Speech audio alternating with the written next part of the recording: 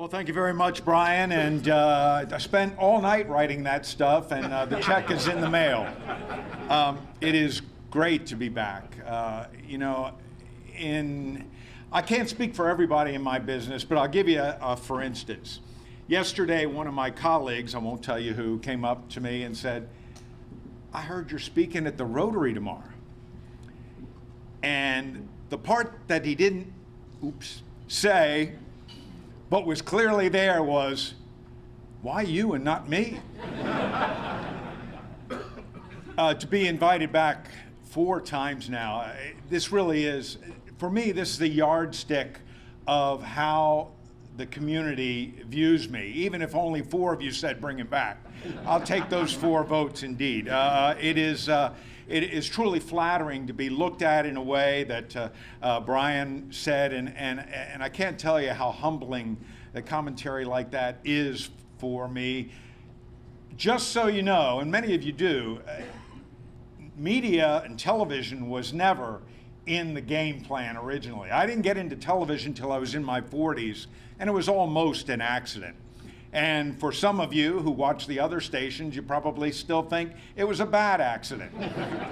But again, I've been so fortunate that the community here has been tolerant of my foibles, allowed me to learn the business on air, literally, and has stuck with me for this long. And of course, the other reason I'm still around is because I don't cost much. So anyway, let's get to it a little bit. And we're talking about tropical weather in the Bayou State. I know that everybody is thinking, well, I thought he was going to talk about the heat. Okay, here it is. It's hot. It's going to stay hot. It's August. Yes, we're looking at some record temperatures across much of the country. And of course, you're hearing about the horror stories in Europe. By the way, over there, relatively, they are hotter than we are. And by relative, I mean in terms of how abnormal the temperatures are. And keep in mind, much of Europe does not have air conditioning. So we are going to see some very large heat-related fatality numbers coming out of Europe over the next several days. We've already seen something on the order of nearly 1,000 people in Portugal and Spain already having succumbed to the heat. Those numbers are going to continue to rise. But even back here in the United States, more than 90% of the U.S. is going to see highs of 90 degrees or more over the next 3 to 5 days. Now, for down here, that's not a big deal. But when you start getting north of places like Denver, north of Kansas City, north of Pittsburgh, and they're looking at strings of days in the 90s, that is very unusual for them. And for nearly the entire country to be looking at temperatures of 90 degrees or more through a period of 3 to 5 days, that is pretty uncommon. Typically, we'll see heat waves in part of the country and temperatures normal or even maybe a little bit below normal in another part of the country. Right now, we're looking at heat from coast to coast, basically. But again, asked to talk about the tropics, so let's get to it. Tropics and the Bayou State. As many of you are aware, it's been dead quiet out in the Atlantic Basin for the last couple of weeks. And you know what? I'm good with that. Because I'm old, I'm tired, and I don't need it. Yeah, 20 years ago, it would get my blood up because I knew that we were going to be the focus of the community's attention. But that was 20 years ago. And what I've seen in the last 20 years and what we've experienced in the last 20 years has been recently an annual reminder of why we hate tropical weather. All right, if you look off the coast of Africa there, and I know for some of you this is tough to see, got a pretty active tropical wave coming off the coast of Africa. And by the way, these tropical waves come rolling off at a frequent occurrence. We'll typically see 50, 60, maybe even 80 or more of these tropical waves. And there are other tropical waves out there right now. But the good news is none of them are showing any kind of signs of development. In fact, it looks like we'll be quiet for probably the next 5 to 7 days. Now, that one there might get your attention. And if this were August, we would be really worried about what that one might become. But one of the things that's going on, forgot this slide here. sometimes we never look back into Africa. I wanted to give you a quick glance of what it looks like with these tropical waves. So there's the one we just looked at, and there's a couple more there. So these guys are stacked up and marching from west to east all season long. And as I said, 50, 60, maybe even 80 or more in a season. So the question really is, these are the precursors to most of our tropical systems. So the question is, will the atmosphere, will the environment allow them to turn into something that earns a name? You've heard about it a lot recently, and the reason we're hearing a lot about Saharan air is because we now have satellites that will pick it up. And what you're seeing there is that Saharan air layer. And yeah, that Saharan dust gets all the way over here. In fact, they found it in the Amazon, thousands of years of it. It's dusted all across the Caribbean. And in fact, a few weeks ago, we even had a little reduction in air quality because of the dust getting all the way over here in the Gulf Coast region. Now, that Saharan dust drifts from east to west, just like those tropical waves. But the good news for us is that dust really kind of is a storm development inhibitor. So while the dust is out there, it's a good thing for us in spite of the fact that maybe it gets our particulates up a little bit. But just so you're aware, typically as we roll into August, that dust activity starts to drop off. And that isn't the reason, but it contributes to the fact that August and September is when we see tropical activity kicking up in the Atlantic basin, in part because the dust, the inhibitor mechanism, tends to go away. So let's look at this season thus far. 3 named storms, Alex, Bonnie, and Colin. And I gotta tell you, 20, 30 years ago, I'm not sure Colin would have gotten a name. We're not talking about a change in the way we do things, a dramatic change in the way that we identify and name storms. So we're not talking apples and oranges, but we're not talking the same apples either. And I think 20 to 30 years ago, Colin might not have gotten the upgrade. And I know it's difficult for you to see, but if you can squint, which I got to do, you'll notice that each of those 3 storms was only around for 2 days. I just want you to log that away in the back of your mind, that these are short-term storms, 3 tropical storms, no hurricanes. Well, if you look at the season on average, we're still ahead of the curve. 3 tropical storms typically doesn't become, on average, we don't get to our 3rd named storm until the 1st week of August. And you're saying, well, at least none of them been hurricanes, and that's true, but the first hurricanes typically doesn't show up until almost mid-August. So the fact is, we're ahead of the curve, we're ahead of the numbers thus far into the season, even with this quiet stretch. Most of you, if not all of you, unless you've been hiding out, know that we're talking about a busy season this year. So here's a table that shows you at the bottom 14, 7, and 3. That's the average number of named storms, 14, average number of hurricanes, 7, and the average number of major hurricanes in the Atlantic basin in a typical year. And then down the left column there are some forecast groups. Colorado State, you know about them. They're kind of the guys that invented this as a game. NOAA, the National Weather Service, and National Hurricane Center, that's the numbers you hear most frequently. And then I'm not going to run through the other list, but on there is included the Weather Company. That's basically the Weather Channel. And then there are a couple of think tanks, a couple of universities, and even the 3rd one down, the UK Met Office, that's basically Britain's National Weather Service. Well, here are the numbers that they've got. And I'll give you a second to digest those. There will be a test at the end. Just look at the named storms column. Just focus on that. And if you let your eyeball run up and down it, you get the idea that each of these groups, the numbers vary a little bit. The groups that give a range, I think, are at least being statistically honest, because nobody's going to nail the numbers exactly. But you kind of come away from that first column of saying, oh, on average, a consensus might be 18 to 19 named storms, which is way above the 14 on average. So here we go with another busy season. By the way, the NOAA number, which shows 14 to 21 with that little asterisk, that asterisk is another sort of caveat that NOAA puts out. which is that they're 70% confident it'll be within that range. Well, holy cow, when do you get really confident? I mean, 0 to 100? Now, the truth is, in talking to the NOAA guys, they really don't even want to do this because they admit forecasting the number of storms really is a reach. But it has become an expectation of the public, and they're just forced into a corner and have to do it. So they give us an honest number, which 14 to 21, 70% confidence is useless as far as I'm concerned. But here's the thing, as I get older, the number I care about is the number we can't get a handle on.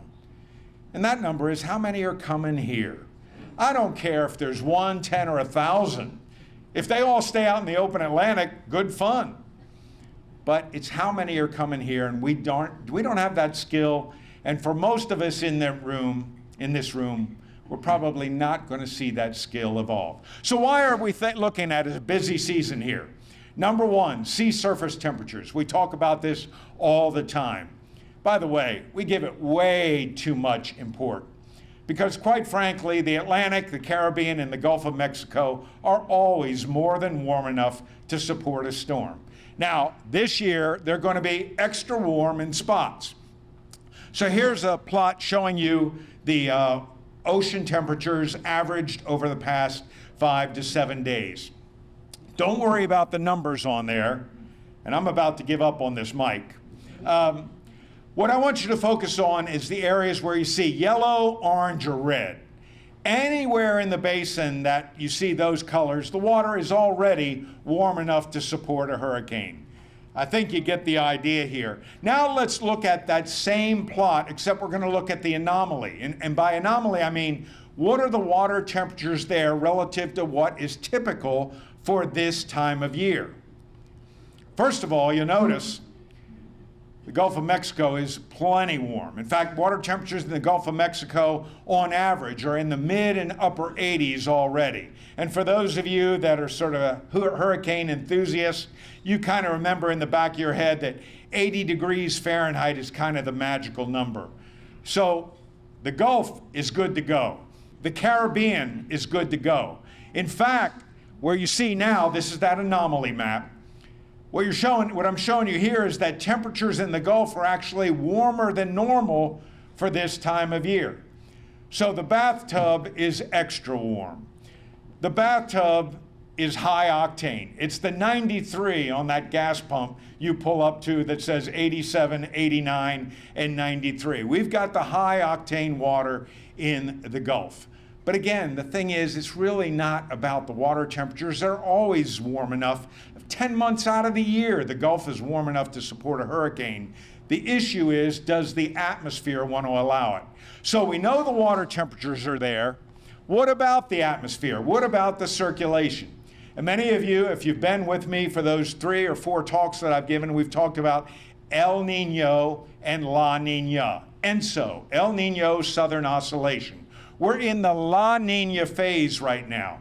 And that's when waters are cool over the eastern Pacific.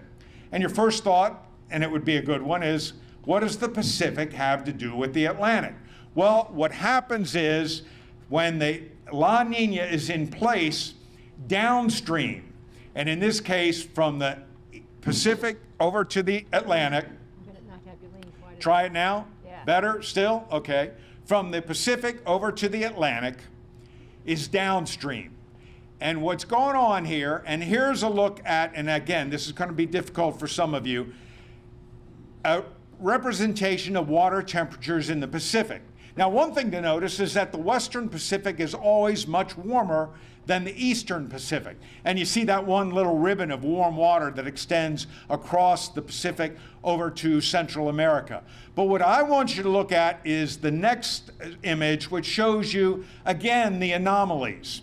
So get your bearings here. On the right side of the graphic is the coast of South America, and on the left side, at the bottom left, is Australia. That's the big Pacific Basin. And we look at this zone right in there. That's where we look at the water temperatures. And blue on this map indicates cooler than normal waters at that location. So we've got cooler than normal waters in the eastern equatorial Pacific. That is textbook La Nina. Why is that important? Again, because during La Nina in the summer, downstream upper level wind shear tends to be weaker and less common, less frequent. And by downstream, we mean in the Atlantic basin.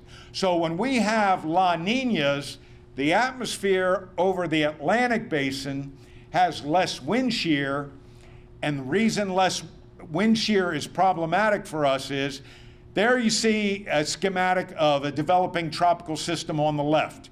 It has to build vertically, kind of like a chimney. When we've got wind shear at the mid and upper levels of the atmosphere, like you see on the right, you tend to shear that storm, and that tends to weaken or sometimes cause the storm to collapse. Unfortunately, during La Ninas, we have much less wind shear. During El Ninos, we have more. So we're in a La Nina, we're going to have less wind shear. So we've got two ingredients there: warm water, reduced wind shear. And by the way, this is the third year in a row with La Nina in effect during the hurricane season. That's a little bit unusual. We usually don't get such prolonged run of La Ninas season after season after season. Then the third factor, and this is what some people would say it's not a mechanism, but it's just a simple fact of statistics, and that has to do with persistence. We've been on a run of busy seasons recently. There's last year. Quite the plate of spaghetti there, wouldn't you say? A lot of action, and of course we had to deal with Ida. Last year there were 21 named storms. Last year was a La Nina season. It's the third most active season on record, 2021. You know what the most active season on record was? The year before, 2020, which was also a La Nina year. So we had the most active year, the third most active year, the 2 years prior, both during La Ninas. Last year was the sixth consecutive year above normal. There's your persistence. And in fact, at least we broke one trend. Last year was the seventh year in a row where we started the season before June 1st. At least we didn't do that this year. But that's the persistence I'm talking about. And by the way, as a reminder for those of you, again, who happened to take the whole year off last year, yeah, we had Ida. That's obviously the big main name maker. And in fact, many of you have even forgotten about Claudette. Well, Claudette is important from a technical standpoint because if you remember, Claudette didn't become a tropical storm until after it made landfall. Now, for the old schoolers, you would say that's not possible. Well, the science is changing. And here's an example where maybe we haven't always been correct about that. And then there was a third storm, Nicholas, which most of us don't know about. Now, by the time it got into Louisiana, it was just a depression, but it was impactful in western Louisiana, where that storm dumped more than 20 inches of rain. So we really did have three storms that impacted us, two, though, at tropical storm strength or greater.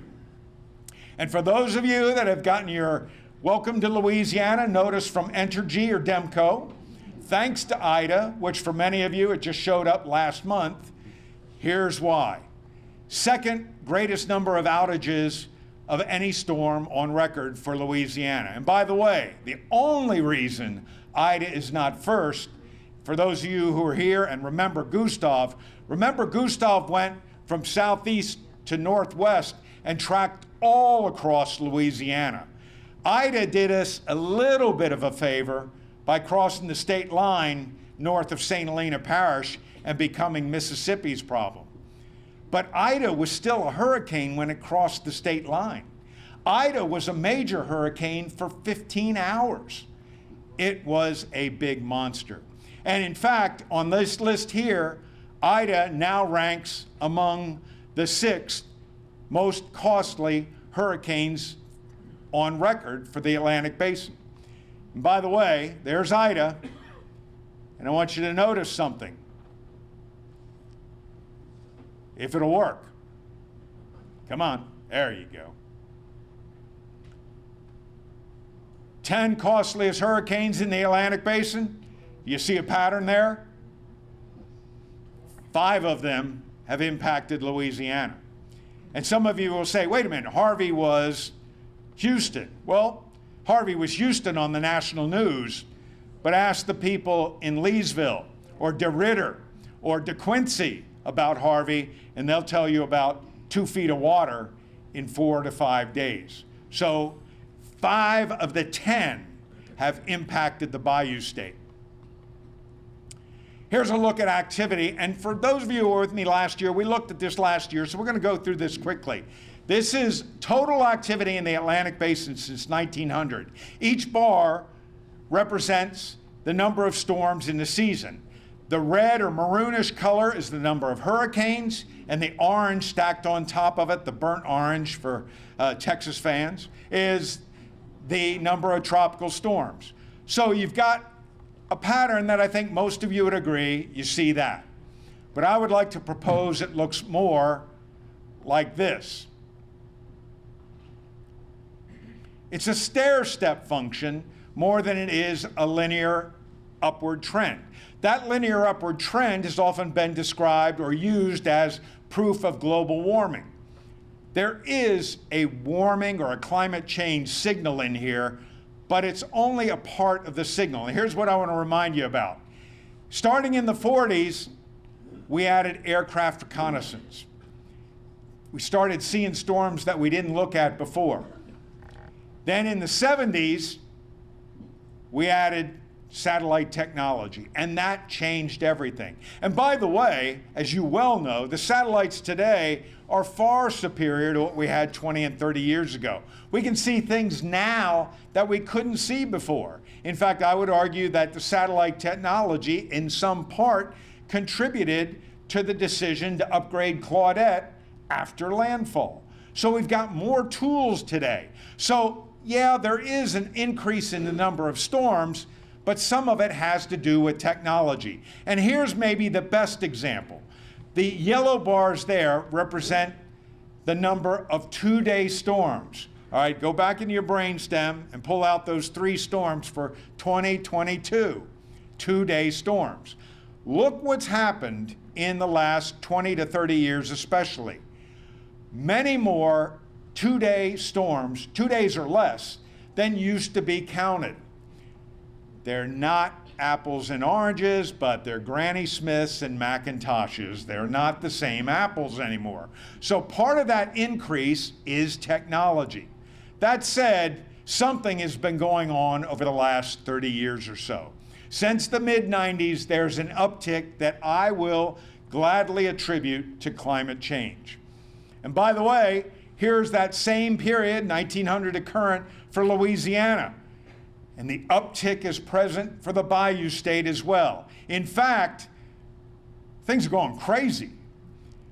We're averaging more than 1 named storm a year in the last 2 decades. We are getting clobbered. All right, here's your one test question. I'm going to cancel the quiz at the end of the exam. Of all the U.S. states, which one would you call the hurricane state? And this is not a trick question. Most people say Florida, and historically, of course it's Florida. Florida's got 3 coastlines. Florida's coastline is 3 times longer than Louisiana's. But look what's happened over the last 20 plus years. Our coastline is 1/3 of theirs, and we've had the same number of hurricanes. You guys have been misbehaving, and Mother Nature has come a-calling. No, I can't tell you. I think a lot of it is just bad luck. But we have been the brunt of Mother Nature's punishment over the last 2 decades. And here are those 21 named storms. I could talk about this slide for 30 minutes. What I want you to notice is there is a quiet spell, 2013 to 2016, 4 years without a named storm impacting Louisiana.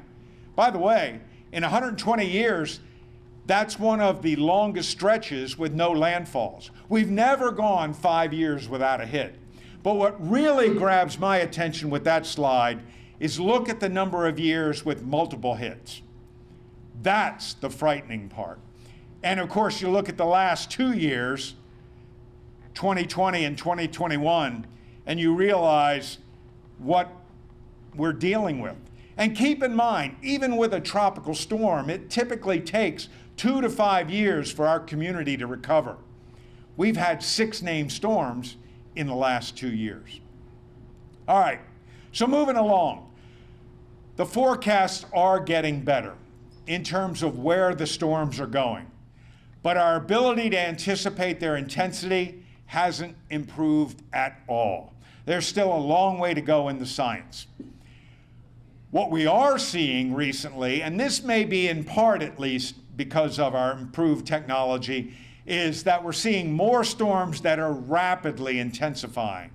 And in fact, not only are we seeing more storms intensify more quickly, but we're getting more Cat 4s and 5s. We've had more Cat 4s and 5s hit the United States in the past 5 years than we had in the previous 5 decades. We are getting hammered, and it has clearly a climate change signal to it. Louisiana is the number 2 state for storm surge threats. That's part of the problem that we're dealing with. And the local flood future, it's not a good one. We're already the wettest state in the lower 48. And as we've seen in recent years, it appears that we continue to get a little bit wetter. Rainfall is up about 10% on an annual basis over the last 50 to 60 years. And then there is the cost of flooding that doesn't have to do at all with rainfall. It has to do with managing runoff water, which we are still not doing a very good job of. Flooding is becoming a bigger problem simply because of development. I'm going to close up with this slide here, and then that leaves us with 2 or 3 minutes for a couple of questions that I'll be glad to say I don't know to any. The top National Flood Insurance Program payouts. If you look at this list,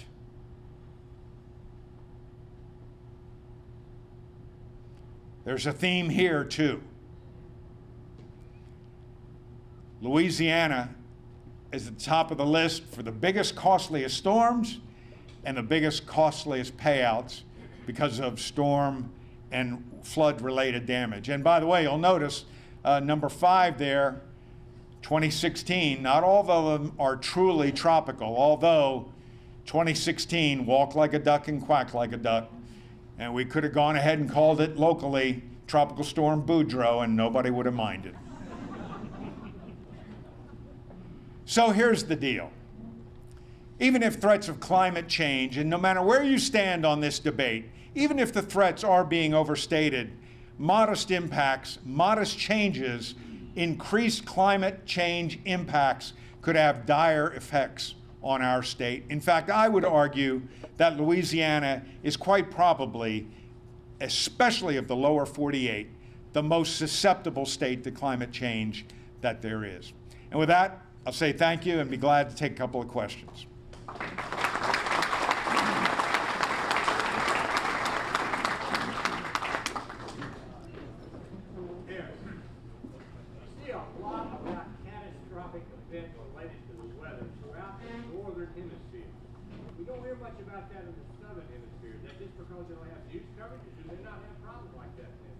Well, 2 things. One is, think about where the land mass is. 80% of the land is north of the equator. So, and probably 90% of the population is north of the equator.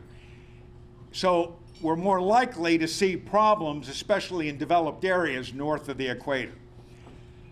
There are fewer events in the southern hemisphere, but there's also a little hook here. Is my boss here today?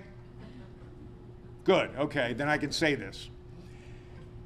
In my business, we're getting to a place where, turn that camera off, Channel 9. We're kind of getting to a place where if we didn't get a camera there, it didn't happen. And so the coverage in the northern hemisphere is simply because we've got more access to the events in the first place.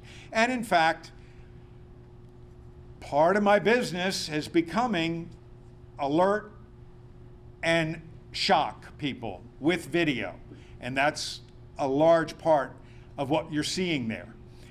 Because when you see a fire, you see one or even multiple structures burning, and it's impactful, no question about it.